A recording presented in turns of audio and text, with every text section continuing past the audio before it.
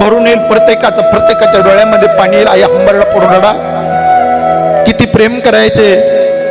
कोणी जरी घरामध्ये आलं तर कधीच कोणाला नाराज केलं नाही.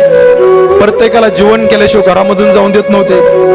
किती प्रेम करायचे हो, एवढं प्रेम करायचे. पण आज 1 वर्ष झाले बघता बघता आजही विश्वास बसत नाही, नाना आमच्यामध्ये नाही. आज फोटोकडे पाहिलं तरी ऊर भरून येतो. पांडुरंगा काय चुकले आमचं, काय अपराध येत आमचे.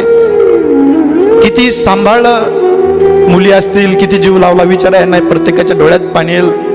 माझी बहीण रडेल, पूजाताई रडेल, यांच्या सगळ्याच्या डोळ्यामध्ये पाणी येईल. काही कमी पडून दिलं नाही. आज यांच्याकडे पाहिलं तर देवाने सगळं काही दिलं, पण बाप यांच्या जीवनातून वजा करून देवाने केलाय. नाना घरामध्ये असलं की स्वर्ग वाटायचा, आनंद वाटायचा. पण आज घराकडे गेलं तर असं हलकं हलकं वाटतं. घरामध्ये सुद्धा जाऊ वाटत नाही. पोटामध्ये तुटल्या जातं, ऊर भरून येतो. बाप नावाची चादर एकदा आयुष्यातून निघून गेली की प्रत्येक सकाळ जबाबदारीची जाणीव करून देते. बाप फार बोलत असतो,